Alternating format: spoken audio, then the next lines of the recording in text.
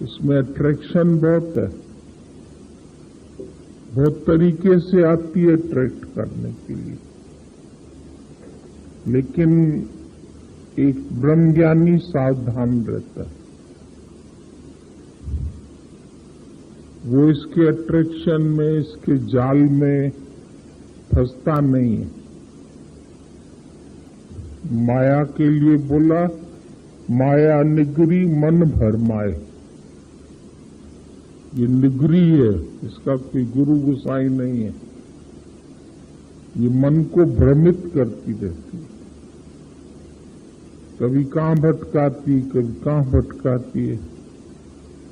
अब इतना रावण राजा था, क्या कमी थी उसके पास? लेकिन एक सीता के पीछे पड़ गया, पर स्त्री के पीछे, पर त्रिया पर धन रूप, अखा सूतक वेखणा, पर त्रिया पर धन रूप। पराया धन, पराई स्त्री, पराया रूप, ये आंखों का सूतक पाप, आंख का दोष। क्यों सीता में उसका मन अटका? उसकी मंदोदरी समझा रही है, उसका भाई विभीषण समझा रहा है, सब समझा रहे, लेकिन किसी की नहीं सुनता। मैं ले आया हूं इसको तो अपना बना के छोड़ूंगा। हालांकि उसको इतनी अकल भी थी कि उसको अशोक वाटिका में रखा, महल के अंदर नहीं रखा। महल के अंदर तो कुछ भी कर लेता तो लोग संशय रखते, वाटिका में तो खुलेआम चारों तरफ राक्षसियों का पहरा था, कोई काम तो गलत नहीं कर सकता था, वासना में नहीं जाता था। लेकिन उसके रूप पर आकर्षित तो हो गया। अपने पास तो कितनी रानियां उसके पैरों पर लौट सकती थी, सोने की लंका थी, किस चीज की कमी थी उसको?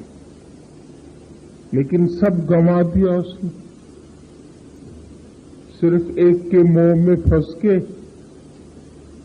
इतना बड़ा राज्य गंवा दिया। तो मनुष्य किसके लिए सब कुछ गंवा देता है? आज इतना सब तुमको वैभव मिला हुआ है, पर अगर एक इच्छा तुम्हारे अंदर राज है तो तुम्हारा सब वैभव खत्म हो जाएगा, सारा ज्ञान ध्यान खत्म हो जाएगा। एक इच्छा तुमको गिराने के लिए काफी है। इसीलिए गुरु कहता है कि इच्छा त्याग बने भगवान, सर्व कामनाओं का त्यागी। गीता में जब स्थित प्रज्ञ के लक्षण बताए हैं तो उसमें सबसे पहला लक्षण यही बताया कि मेरा भक्त अपने में संतुष्ट होता है, वो किसी और से संतुष्टि नहीं चाहता। और सर्व कामनाओं का त्यागी, उसके अंदर किसी भी प्रकार की कोई भी कामना नहीं।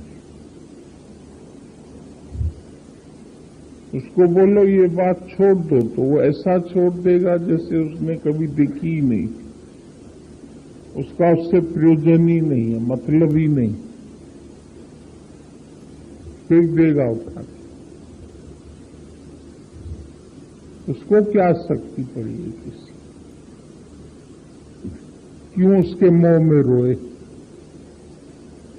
क्यों किसी को अपना बनाए। सारी दुनिया में किसी को भी ईश्वर के सिवाय मैं क्यों चाहूं। भले सीता को ले गया, लेकिन उसके हृदय में तो राम ही था। तो क्या कर सका? तो रावण भी कुछ नहीं कर सका।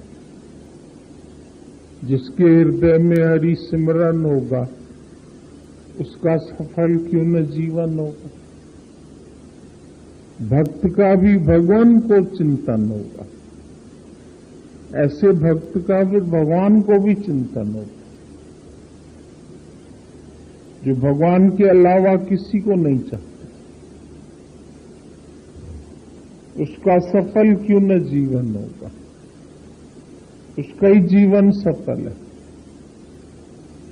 जीवन सफल उसी का है जो तेरे चरणों में आ गए, जो शरण में आ गए, उसका बेड़ा पार हो जाता। जो अचाह हो गया, करे मन अचाह सामी छड्याऊं छिनम। सतगुर जहिड़ो शाह को न मिलियो किथे। पर्ची ॾिनो जय पूरो खां आत्म धन था। गुरु हमको इतना बढ़िया आत्म धन देता है, और आत्म धन देने के बाद हमारा मन ऐसा हो जाता है, करे मन अचाह सामी छड्याऊं छिनम। एक क्षण में मेरा मन गुरु ने अचाह कर दिया, कोई चाहना शेष नहीं बची। सब कामनाओं का त्याग करवा दिया, सब इच्छाओं का त्याग करवा दिया। ख्यालों से ही खाली हो गए। अब समाधि लग जाती, जहां बैठे वहीं समाधि लग जाती। किसी में मन नहीं फंसता। सारी दुनिया घूम के आओ, हमको लोग बोलते हैं आपको अमेरिका की टिकट दें, आपको लंदन की टिकट दें, आपको इधर घुमाएं, आपको इधर घुमाएं, आपका पासपोर्ट बनवाएं। हमें जरूरत ही नहीं है। मैंने देखा सारी सृष्टि का दीदार तुम्हारी आंखों में। गुरु की आंखों में सब देख लिया। अभी हमको कुछ देखने की जरूरत ही नहीं है, किसी से मिलने की जरूरत नहीं है। मेरे अलावा है ही कौन जिससे मैं मिलूं, जिससे मैं बात करूं। मुझे किसी से चाहना क्या है? पदार्थ कौन सा मेरे को चाहिए? जो निरीक्षा है उसको दुनिया में कोई नहीं जीत सकता। कहां जीत पाया रावण उसको? आखिर तो धराशायी हो गया। 1 लाख पूत 1.25 लाख नाती, उस रावण घर दिया न बाती। कोई दिया जलाने वाला भी नहीं बचा। 1 लाख पूत 1.25 लाख नाती,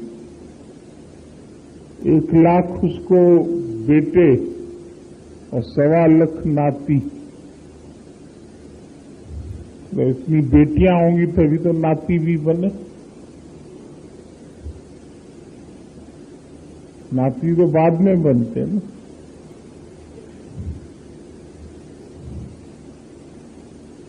उस रावण घर दिया न बाती, कोई दिया और बाती जलाने वाला ही नहीं बचा। उसकी मृत्यु के बाद सब खाली विधवाओं का ढेर लग गया, सब मारे गए।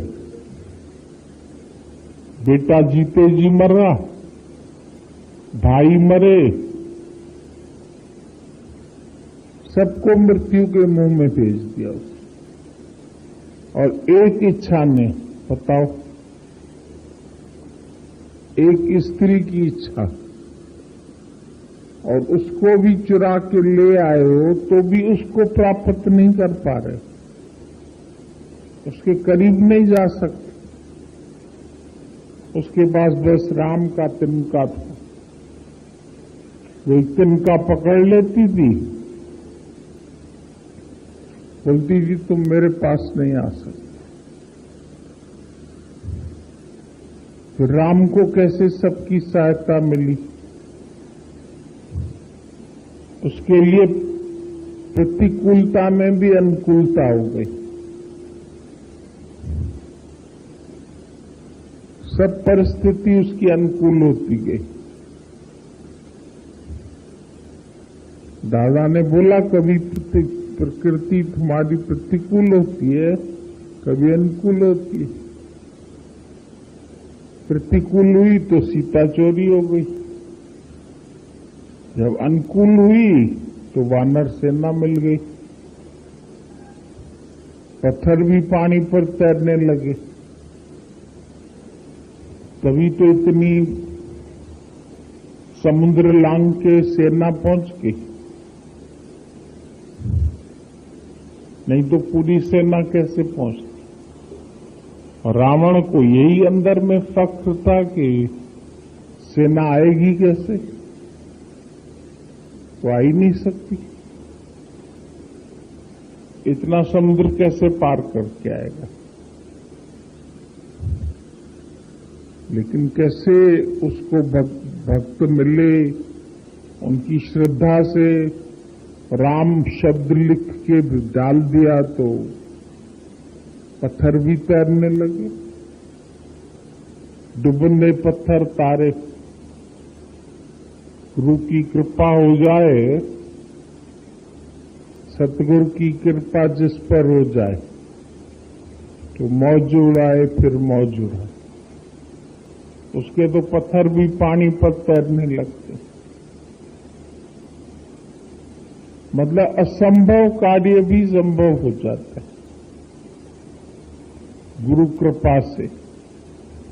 गुरु कृपा जय नरते की नित्य ने ये जुगत पहचानी।